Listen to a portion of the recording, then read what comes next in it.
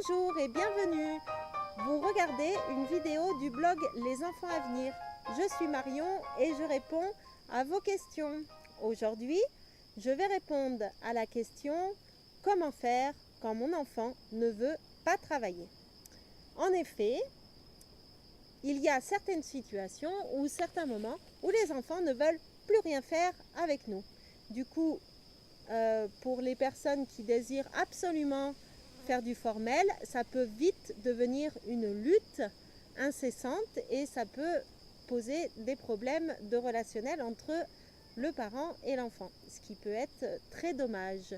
Et du coup, je vais essayer de vous donner quelques pistes pour voir le travail d'une autre façon, être créatif et du coup éviter tous ces moments de tension en changeant de paradigme et voilà, et en essayant de faire apprendre votre enfant par passion et intérêt et non pas par obligation.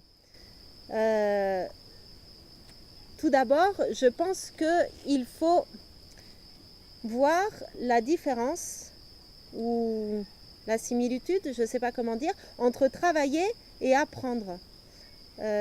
Pour nous, travailler, c'est synonyme de contrainte.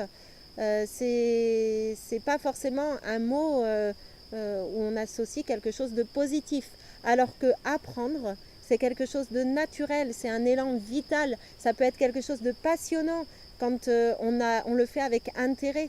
Et je pense que tout être humain, les enfants y compris, ont une soif d'apprendre. Quand on trouve quelque chose qui nous passionne, on se jette dedans, on a envie d'y aller, on a envie de tout assimiler et de se faire plaisir avec ça.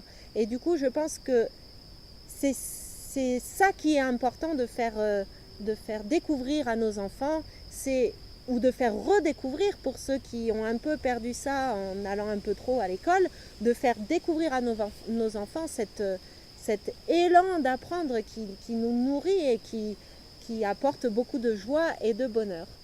Alors, du coup, je vais essayer de vous donner quelques exemples pour être plus créatif et faire des choses différemment. Tout d'abord, on a les jeux de société. Les jeux de société sont des sources d'apprentissage très très riches. On peut trouver des jeux de société de toutes sortes, et même si ce n'est pas des jeux de société éducatifs, on apprend énormément en faisant des jeux de société. Voilà, on peut faire du travail de mémoire, du travail de lecture, du travail de résolution de problèmes, de recherche, enfin voilà, on peut tout faire avec des jeux de société, d'habileté pour ce qui est de la création, de vocabulaire pour reproduire une figure qui est cachée. Enfin voilà, il y a tellement de choses à travailler. Nous, on adore aller à la ludothèque. Toutes les ressources sont gratuites, on échange avec les autres, ils nous montrent les règles du jeu, on n'a pas besoin de les lire. Et du coup, voilà, et il n'y a pas besoin de préparation, c'est un bon moment d'échange, tout le monde rigole. Enfin voilà, moi j'adore les jeux de société et vraiment je vous les conseille. Ensuite, il y en a aussi à télécharger sur internet qui sont spécifiques pour les apprentissages et voilà, qui peuvent être sympas aussi. Si votre enfant il adhère, pourquoi s'en priver?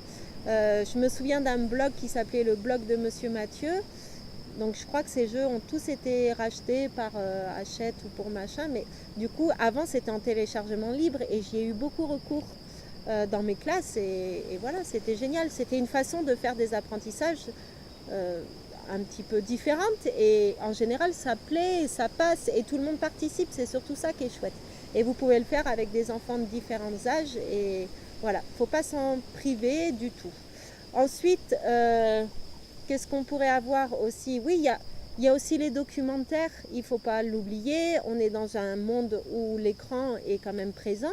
Je ne vous dis pas tous les jours, mais suivant vous aussi vos attentes et vos envies par rapport à ça, si vous n'avez pas envie que vos enfants voient la télé, juste le fait de le regarder même une fois par semaine, un documentaire sur un sujet qui le passionne, de monter un projet autour de ça, voilà, il ne faut pas hésiter, ça alimente, ça donne une source différente, un support différent et des fois ça change les choses et ça n'empêche pas d'en parler après, de continuer.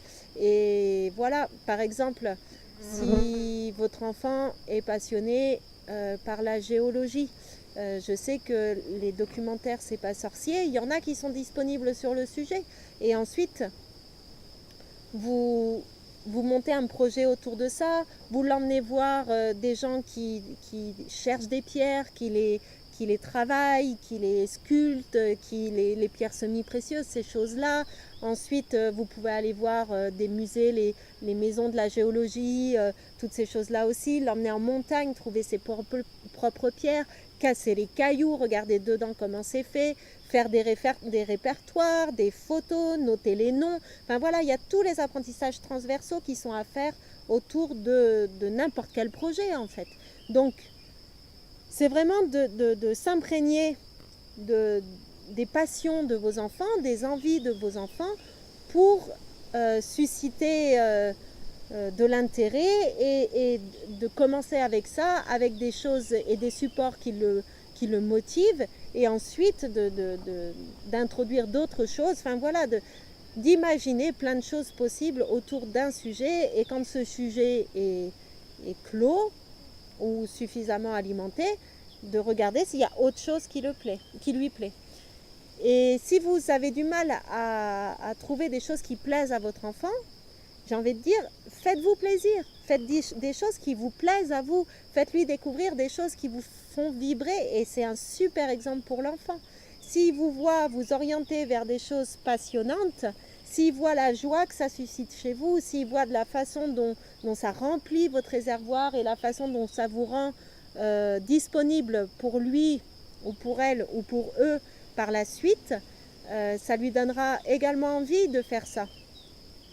Et en plus, le fait de lui faire découvrir ses passions, peut-être qu'à l'intérieur, il va découvrir une passion qui lui sera personnelle. Donc voilà, n'hésitez pas à vous faire plaisir et à chercher ce qui vous motive, ce qui vous passionne.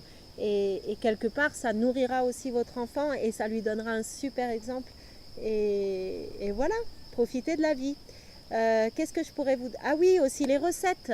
Les recettes, c'est une source inépuisable pour faire la cuisine, découvrir les coutumes des autres pays, faire de la lecture, des mathématiques, et ça sans forcément s'en rendre compte. Faire des partages, des divisions, des multiplications si on a beaucoup d'invités. C'est une façon de créer du lien, de toucher, de lier plusieurs sens entre eux. Voilà, c'est sûr que ça prend un petit peu plus de temps de faire ces choses-là avec ses enfants, mais c'est ça qui est riche, parce que du coup nous ne sommes plus dans la lutte pour trouver un petit moment pour faire à manger, on est dans le partage. On va mettre plus de temps, mais du coup on aura fait plus de choses, et ça aura permis aussi à l'enfant d'apprendre des choses, et du coup c'est tout bénef. On n'a pas besoin, quand on fait vraiment une recette de A à Z avec lui, en ayant la recette soit dessinée pour les enfants qui sont non lecteurs, soit écrite pour les enfants qui sont lecteurs, soit simplifié pour ceux qui commencent juste à rentrer dans la lecture.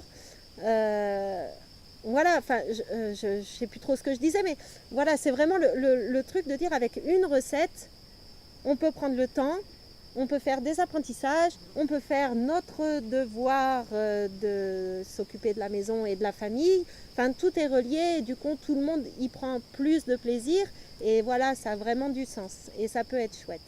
Je peux vous conseiller également les chasses au trésor, avec des petits messages secrets, cachés, des petites résolutions à faire, des petits trucs comme ça qui sont sympas, stimulantes, le fait de trouver, chercher, voilà. Et du coup, vous pouvez mettre des petites résolutions de problèmes, des petits messages codés, donc pour la lecture, ou des petits dessins, comment on appelle là, les dessins magiques, les coloriages magiques, des choses comme ça, suivant les compétences et où en est votre enfant.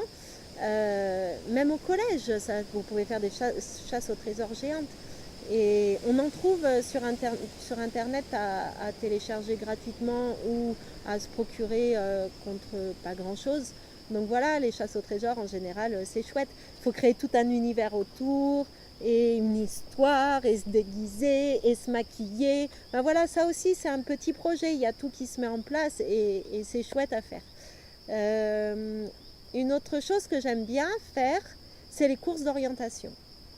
Parce que du coup, on se retrouve à l'extérieur, c'est un peu le même principe, hein, c'est de chercher des indices, de se repérer sur une carte, un plan, ou de se repérer dans l'espace. Enfin voilà, ça fait appel à d'autres compétences et ça fait aussi travailler de la lecture, de la sociabilisation. Si vous le faites avec d'autres copains, vous pouvez inviter les voisins. Enfin voilà, les chasses au les courses d'orientation, pardon, ça peut être aussi génial. Et ça, par contre, vous les trouvez sur Internet aussi, dans les sites d'Instit, où il y a beaucoup de partage par rapport à ça. Et voilà, c'est chouette. Et même le fait de la mettre en place, cette course d'orientation, vous pouvez le faire avec vos enfants. Vous découpez des petits morceaux de contreplaqué, lui apprendre à se servir des outils. Après, il faut peindre, il faut faire des signaux. Enfin voilà, il y a plein de choses à faire. Si vous faites toute la procédure avec vos enfants, ça permet de faire énormément de choses. Et du coup, de ne plus avoir ces moments un petit peu fastidieux où il faut s'asseoir, répondre à une consigne. C'est ces choses-là en général qu'ils n'aiment pas faire. Maintenant, participer à des choses comme ça, ludiques, extérieures, fabriquées avec vous, je pense que là, vous allez trouver des adeptes, c'est obligé. De quoi je pourrais vous parler d'autre? Il y a aussi, bien sûr, toutes les sorties qui peuvent susciter de l'intérêt, les musées, les concerts, même les parcs de jeux, la piscine. Enfin voilà, tout ça, il ne faut pas vous priver, il faut se faire plaisir, il faut profiter des opportunités qui s'offrent à vous, voilà, d'aller voir un petit peu qu'est-ce qui se passe ailleurs, autour de chez vous, dans d'autres villes. Enfin, voilà, après, ça dépend ce qui vous fait plaisir. Voilà, encore une fois, cette notion de plaisir. Des choses toutes simples aussi, hein. Aller à la rivière, faire un barrage, faire du land art. Et après, moi, c'est pareil, je ne montre pas à mes enfants, mais quand je vais faire ces activités-là, je me mets à le faire pour de vrai, pour moi, et j'essaye de faire quelque chose qui me plaise. Et du coup, c'est chouette de partager ça parce qu'ils nous regardent faire, ils ont envie de faire aussi. Et même s'ils ne font pas, au moins ils voient et peut-être qu'ils le feront la semaine prochaine ou l'année d'après. Ou voilà, mais du coup, vous passez déjà un bon moment et votre enfant aussi, même s'il fait que regarder.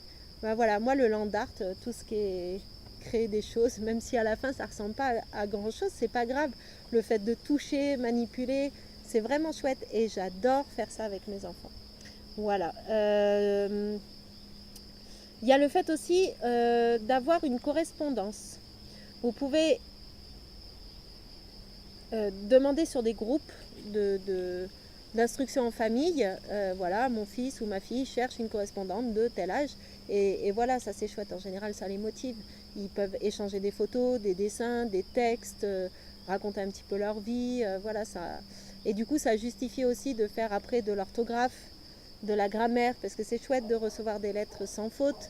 Voilà, ça met encore du sens à tous ces apprentissages qui pourraient en paraître dénués quand on les présente comme ça de façon décontextualisée. Voilà, j'espère que j'ai répondu à votre question et du coup je vous souhaite beaucoup de bonheur en mettant tout ça en pratique. N'oubliez pas de partager, de cliquer sur le bouton j'aime si cette vidéo vous a plu et de me poser une question si vous ne l'avez pas déjà fait. Je vous dis à très vite.